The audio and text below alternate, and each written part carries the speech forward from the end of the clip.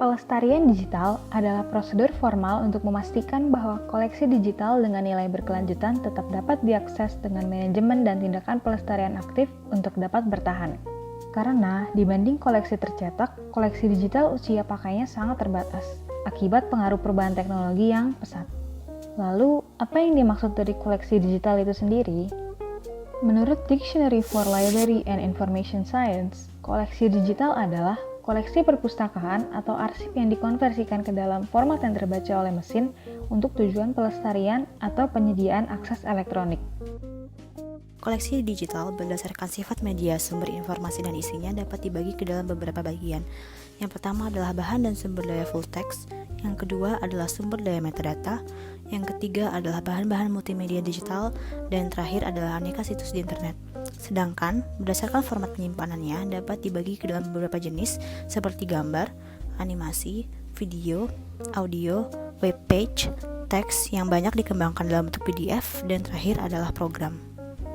Dalam menggunakan media penyimpanan saat ini, ada 6 kriteria yang harus kita perhatikan.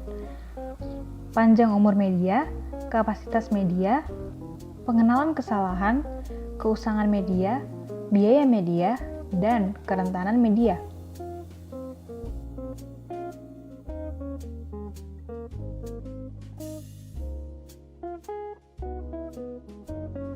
Yang terakhir ada metode pelestarian koleksi digital.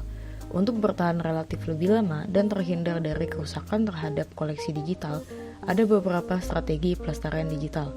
Antara lain, yang pertama, teknologi preservasi merupakan tindakan pemeliharaan terhadap hardware dan software yang mendukung koleksi digital untuk membaca atau menjalankan sebuah objek digital. Terdapat beberapa kelebihan dan kekurangan dari cara ini.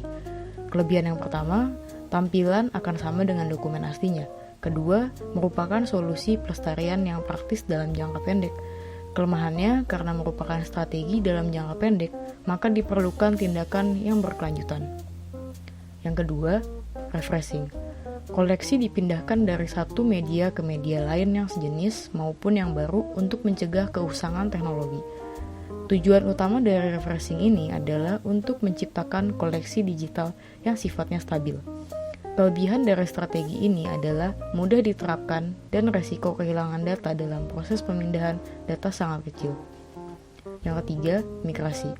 Penyalinan secara periodik ke dalam media yang lebih baru dan format yang standar. Mencakup perubahan konfigurasi yang mendasari data tanpa mengubah isi intelektualnya. Contoh, CD dan DVD. Kelebihannya tidak perlu menyimpan aplikasi originalnya, memungkinkan manajemen dan perawatan secara aktif. Format standar menawarkan akses yang lebih stabil dan berkelanjutan. Isi intelektualnya dapat dilestarikan. Kelemahannya, diperlukan perawatan secara berkelanjutan seiring dengan perkembangan teknologi, sehingga menghabiskan banyak biaya.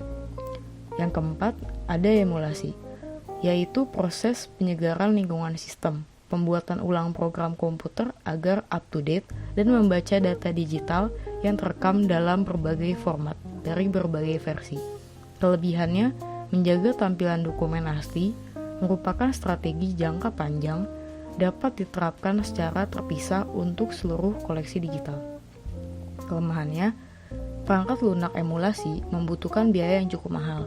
Karena berbentuk perangkat lunak, terdapat kemungkinan perangkat lunak tersebut akan mengalami ketertinggalan teknologi. Yang kelima, arkeologi data.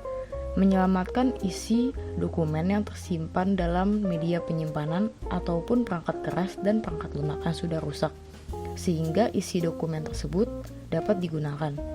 Kelebihannya, strategi ini merupakan strategi dengan biaya yang rendah. Kelemahannya, kemungkinan data tersebut tidak akan terbaca. Perpustakaan telah menggunakan teknologi yang baru